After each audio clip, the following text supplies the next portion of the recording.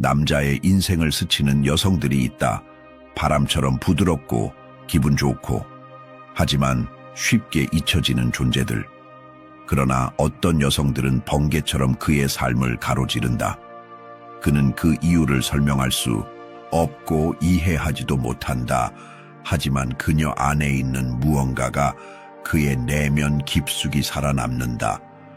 그것은 그녀의 아름다움도 그녀가 한 말도 아니다.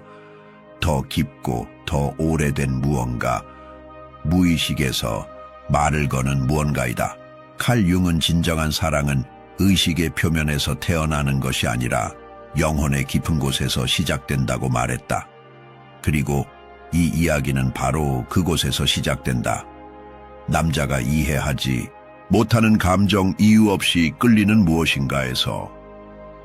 남자가 깊이 사랑에 빠지게 만드는 것은 인위적으로 만들거나 강요할 수 없다. 대중적인 믿음은 남자의 사랑이 노력에서 나온다고 말한다. 함께 있고 기쁘게 하고 모든 것을 나누는 것에서. 하지만 그것은 집착만 낳을 뿐 열정은 아니다. 융은 행동과 말 넘어 상징과 투사, 영혼의 신비가 태어나는 보이지 않는 세계를 보라고 초대한다. 남자의 마음을 움직이는 여성은 애써서 그러는 것이 아니다. 그저 존재하기 때문이다. 자기 자신을 숨기거나 꾸미거나 진실을 타협하지 않기 때문이다. 그녀가 뿜어내는 고요한 에너지는 남에게 잘 보이려는 것이 아니라 진정성에서 나오는 것이다. 바로 그 점이 남자를 혼란스럽게 만든다. 그의 방어 기제가 무너진다. 논리가 무너진다. 설명할 수 없지만 무시할 수도 없는 무언가를 느끼기 시작한다. 그것이 진정한 사랑의 시작이다. 누군가가 네 생각에 맞지 않지만 영혼 깊은 곳에 맞는 순간이다.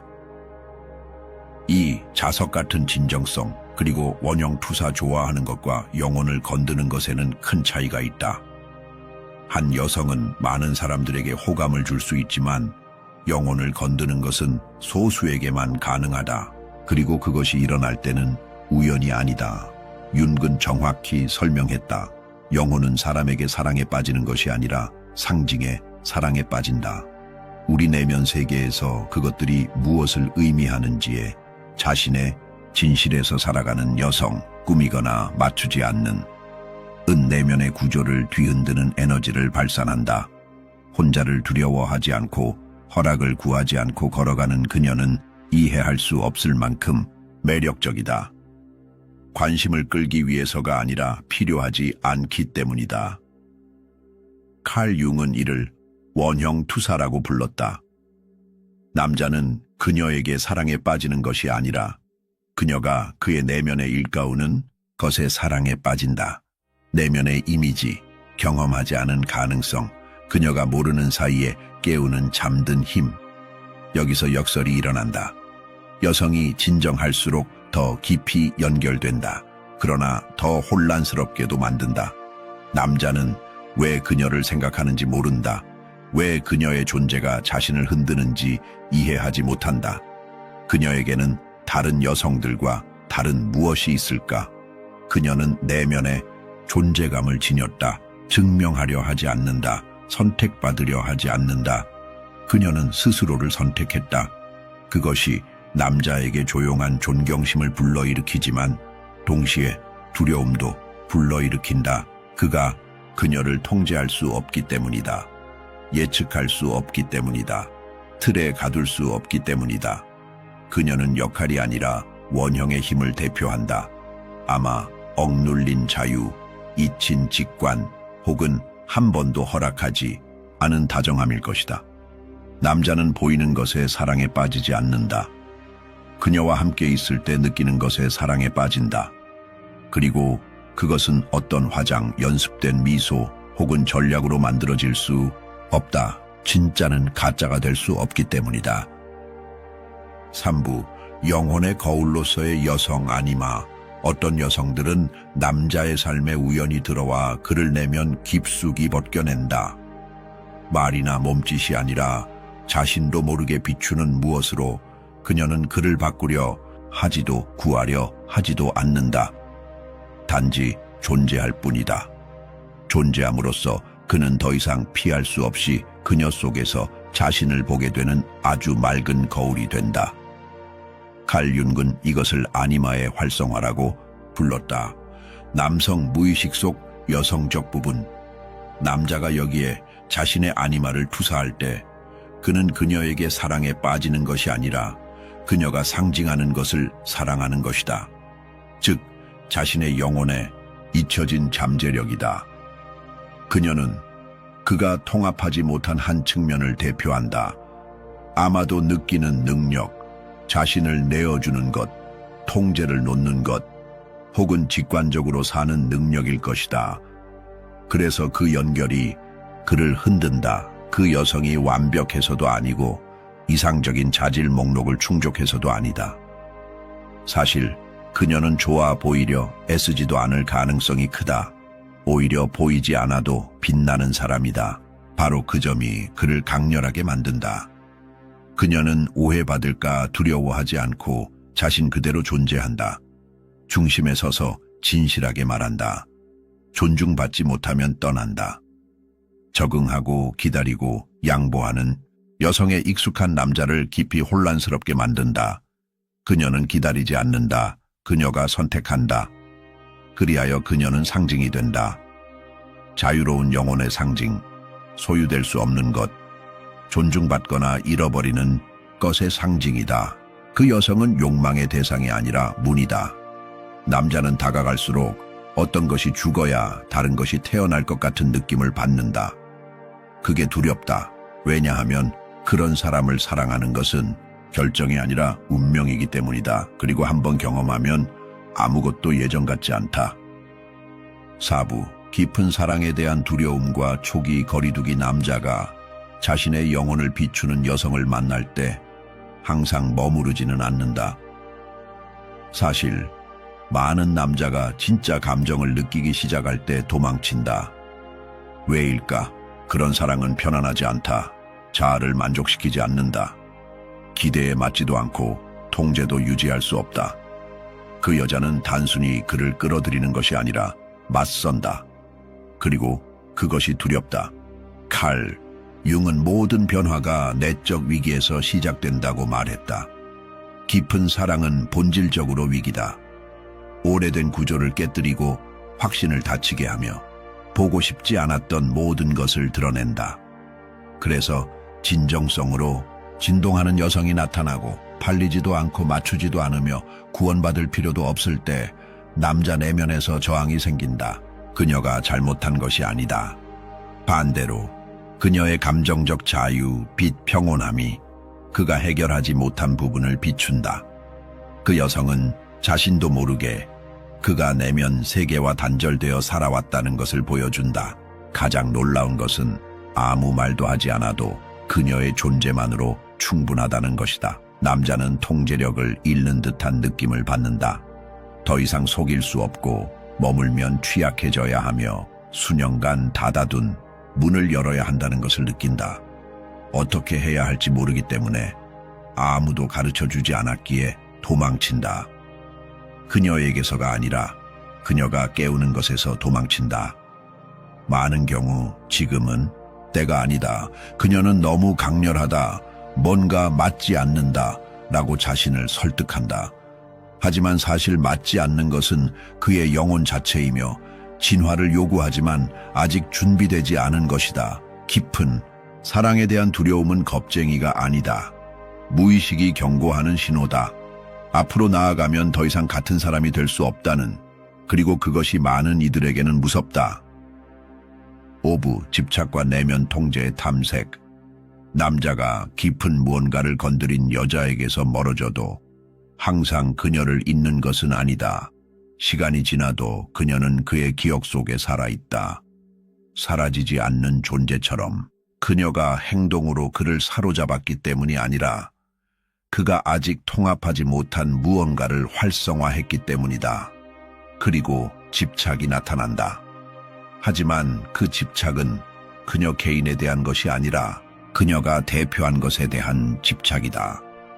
그가 넘쳐 흐르는 감정을 느꼈던 순간, 그 에너지를 붙잡지 못했던 순간, 그는 그녀의 몸을 다시 찾으려는 것이 아니라 그녀의 존재 안에서 그의 영혼이 느꼈던 감정과 다시 연결되려 한다. 칼 융은 말할 것이다. 그 여자는 무의식적 원형을 모른 채 구현했다. 그녀는 상징, 도화선, 거울이었다. 그녀를 잃는다는 것은 사실 그녀와 함께 있을 때만 알 수 있었던 자신의 일부에 대한 접근을 잃는 것이었다. 그리고 이제 그 장소로 어떻게 돌아갈 수 있을까? 마음은 시도한다. 자아는 이성적으로 설명하려 한다. 그러나 영혼은 기억한다. 그 기억은 선형적이지 않고 사진처럼 지우거나 대화처럼 닫을 수 없다. 가장 깊은 곳에 울려 퍼지는 멜로디와 같아서 아무리 잠재우려 해도 침묵 속에서 계속 울린다. 그래서 그런 연결을 경험한 많은 남자들은 나아갈 수 없다고 느낀다. 그녀를 아직 사랑해서가 아니라 적어도 흔한 의미의 사랑은 아니고 그녀가 그의 감정 이야기에서 전환점이 되었기 때문이다. 문제는 그녀가 아니라 그녀와 함께 있을 때 접근했던 내면의 장소다. 감탄과 헌신, 연결의 공간이 그를 넘치게 했다가 텅 비게 만들었다. 가장 불안한 것은 그걸 다시 재현할 수 없다는 것이다. 다른 여자를 찾고 반복된 루틴을 하고 주의를 돌릴 수는 있지만 어느 것도 그곳으로 데려가지 않는다. 그 공간은 그녀 안에 있던 것이 아니라 그 안에 있었다. 그리고 이제 그는 그녀 없이 그곳에 도달하는 법을 배워야 한다. 그것이 진정한 변형의 과정이다. 사랑이 더 이상 밖으로 향하지 않고 내면의 부름이 되는 순간 육부, 상실을 통한 개성화의 여정 진실되고 의식적인 여성이 남자의 삶에서 떠날 때 깊은 무언가가 깨진다. 단순한 사랑의 이별이 아니다. 그것은 정신적 균열이며 그가 회피해왔던 자기 내면의 부분들과 마주하게 만드는 일종의 전환점이다. 칼 융은 이를 개성화로 가는 부름이라고 설명했다. 감정적으로 성숙해지고 무의식을 통합하며 진정한 자신이 되는 과정이다. 그리고 종종 그 부름은 평화가 아니라 상실과 함께 온다. 영혼을 건드린 여성을 잃는 것은 누구를 잃는 것과 다르다. 그녀는 단순히 존재만을 가져간 것이 아니라 떠날 때 그 안에 부족했던 모든 것을 드러냈다. 통제의 환상, 허울뿐인 강인함, 아무도 필요 없는 사람이라는 인격이 무너진다. 그리고 진짜 질문이 시작된다. 내 안에 어떤 부분이 그녀와 함께 남았는가? 이것은 낭만적 집착이 아니다. 존재의 균열이다. 그 여자는 의도하지 않았지만 더 큰 무언가를 상징했다. 그의 감수성, 억눌린 부드러움, 진정한 연결에 대한 갈망으로 향하는 문이었다. 그는 그 순간 그것을 알지 못했다. 하지만 그녀가 떠났을 때 그는 공허를 보기 시작했다. 그 공허 속에서 처음으로 자신을 발견한다. 그림자, 윤기 억압되고 잊혀졌으며 부정된 것이라고 묘사한 부분이 드러나기 시작한다. 그리고 되돌릴 수 없다. 고통은 진짜지만 동시에 길잡이이다. 상실은 벌이 아니라 시작이었다. 그녀는 그의 내면 세계가 불안정하다는 것을 보여주었다. 그의 가치는 통제할 수 있는 것에 있는 것이 아니라 느낄 수 있는 것에 있다는 것을 처음에는 그것이 그를 부서뜨렸지만 시간이 흐르면서 깨닫기 시작한다. 그 여자는 실수가 아니었다. 열쇠였다. 자신의 새로운 버전으로 나아가는 입문이었다. 그리고 질문으로 가득 찬 침묵 속에서 새로운 힘이 솟아난다. 영혼으로부터 다시 일어설 용기 있는 자의 힘이.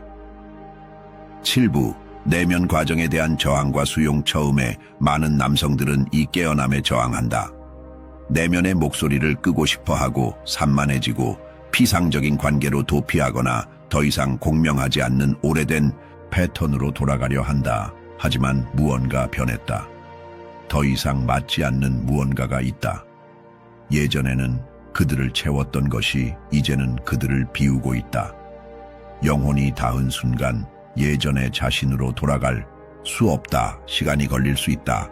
몇 주, 몇 달, 심지어 몇 년이 걸릴 수도 있다. 그러나 어느 순간 고요한 밤, 예상치 못한 대화 속 혹은 소음 가운데서 무언가가 그를 멈추게 한다. 그때 그는 깨닫는다. 문제가 그녀가 아니었다는 것을, 그녀에 대해 자신이 투사했던 이미지였다는 것을. 칼 융은 투영을 거울이라고 말했다. 우리는 타인을 있는 그대로 보는 것이 아니라 우리의 공허함을 채우기 위해 필요한 모습으로 본다. 그리고 그 투영이 깨질 때 아프다 하지만 또한 해방된다. 그 고통 뒤에는 진실이 있기 때문이다. 진짜 여행은 남자가 도망치는 것을 멈출 때 시작된다. 그 여자가 환상도 우연도 아니라 사랑이라는 가면을 쓴 스승임을 받아들일 때 시작된다. 머물기 위해 온 것이 아니라 그를 깨우기 위해 온 존재임을. 그때부터 그는 내면을 들여다보기 시작한다. 버림받는 것에 대한 두려움은 어디서 왔는가? 안전을 느끼기 위해 왜 통제를 필요로 했는가? 자신의 어떤 부분을 거부해왔는가? 편안한 질문들은 아니다. 하지만 통합과 정서적 성숙, 파괴하지 않고 지탱하는 사랑으로 인도할 수 있는 유일한 질문들이다. 조금씩 답이 온다. 그리고 그와 함께 새로운 평화도 온다. 망각의 평화가 아니라 이해의 평화다. 더 이상 같은 이야기를 반복할 필요 없는 사람의 평화다. 두려움 없이 자신의 연약함을 아는 사람의 평화다. 그리고 밖에서 찾던 사랑이 마침내 내면에서 태어났다는 것을 발견한 사람의 평화다. 8부 변화와 통합. 새로운 사랑 시간이 흐르면서 그 깊은 사랑이 남긴 상처는 치유되기 시작하지만 단순한 망각처럼 사라지지 않는다. 치유는 깊은 수용과 겸손에서 온다. 사랑한다는 것은 소유하거나 통제하는 것이 아니라 조건 없이 마음을 여는 것이다. 칼 융은 자기 실현 과정, 즉 우리가 쓰는 가면, 너머의 진정한 자신을 발견하는 내적 여정에 대해 말했다. 과거에는 그녀의 존재로 자신의 공허함을 채우려 했던 남자는 이제 자신의 균열들을 인간성의 중요한 부분으로 보기 시작한다. 그 불완전함이 그를 덜 가치 있게 만드는 것이 아니라 오히려 더 진실되고 진정하게 만든다는 것을 이해한다. 그녀는 더 이상 욕망과 혼란을 일으키는 닿을 수 없는 존재가 아니라 의도하지 않았지만 그에게 자신의 내면 세계의 가치를 보여준 여성이다. 감정, 두려움, 꿈, 그리고 성장할 수 있는 거대한 잠재력으로 가득한 세계다. 이 변화는 쉽거나 빠르지 않다. 두려움 없이 회피했던 것을 바라볼 용기가 필요하고 자아를 내려놓고 취약함을 받아들여야 한다. 하지만 바로 그곳에서 새로운 사랑이 태어난다. 강요하거나 얻는 것이 아니라 내면의 평화에서 나누는 사랑이다. 남자는 더 이상 외부의 인정에 자신을 의존할 필요가 없다는 것을 배운다. 그의 가치는 더 이상 누구에게도 달려있지 않다. 그리고 그 변화는 많은 이에게는 보이지 않지만 깊고 진정한 관계를 끌어당기고 유지하는 힘이다. 이 새로운 사랑은 자신과 주변 사람들에게 주는 선물이다. 왜냐하면 그것은 자유롭고 의식적이며 삶과 타인에 대한 존중과 감탄으로 가득 찬 사랑이기 때문이다. 9부 빛나는 기억과 영혼의 나침반 시간이 지나면서 그녀의 모습은 더 이상 아프지 않고 거의 신성한 빛나는 기억으로 변합니다. 더 이상 고통이나 욕망으로 가득 찬 기억이 아니라 스스로 빛나며 깊은 곳에서 길을 인도하는 내면의 상징입니다. 융은 진정으로 우리를 감동시키는 것은 영혼에 지울 수 없는 흔적을 남긴다고 가르쳤습니다. 그 상징은 현재에 있지 않아도 우리의 삶에 계속 영향을 미칩니다. 그 여자는 그가 걸어온 길에서 전환점이 되었는데 말이나 행동 때문이 아니라 존재 방식과 떠난 방식 때문입니다. 현재에는 없지만 무의식 속에서는 여전히 살아있는 보이지 않는 흔적입니다. 그녀는 길을 잃었을 때 그를 이끄는 나침반이자 진정한 사랑이 소유가 아니라 자유에 기반한다는 기억입니다. 남자는 자유로부터 사랑한다는 것이 약함이 아니라 품위와 함께 취약할 수 있는 깊은 힘임을 배웁니다. 이것은 영혼이 닿고 변화될 때만 이해할 수 있는 교훈입니다. 이 사랑은 시간이 지나도 잊히지 않는 흔적을 남기며 시간과 공간을 초월해 성장과 의식으로 가는 길을 밝히는 빛입니다. 10부 영혼에 남는 잊을 수 없는 흔적. 그 여자는 단순한 스쳐 지나가는 인연이 아니었습니다. 그녀는 촉매자이자 등대이자 거울이었습니다. 그녀의 존재는 그 안에 깊이 잠들어 있거나 무시되었던 무언가를 깨웠습니다. 의식과 존엄성, 자유로부터 사랑하는 것은 상대방의 자아가 아닌 영혼의 흔적을 남깁니다. 그 흔적은 보이지 않지만 강력하게 남아 그 사람의 삶에 전과 후를 구분짓습니다. 그녀가 떠난 것은 끝이 아니라 그를 자기 자신에게로 다시 이끄는 열린 문이었습니다. 영혼의 변형 과정이 시작되었고 진정한 것은 쫓는 것이 아니라 온전히 사는 것입니다. 영혼으로 경험한 것은 결코 잊히지 않습니다. 그리고 그 기억 속에는 더 진실되고 더 자유로우며 더 깊게 사랑할 힘이 있습니다. 이 사랑과 칼 융의 깊은 심리학 여정에 함께 해주셔서 감사합니다. 이 메시지가 마음에 와 닿았다면 구독해주세요. 함께 자아 인식과 영혼의 깊이를 탐험해 나가요. 다음 영상에서 만나요.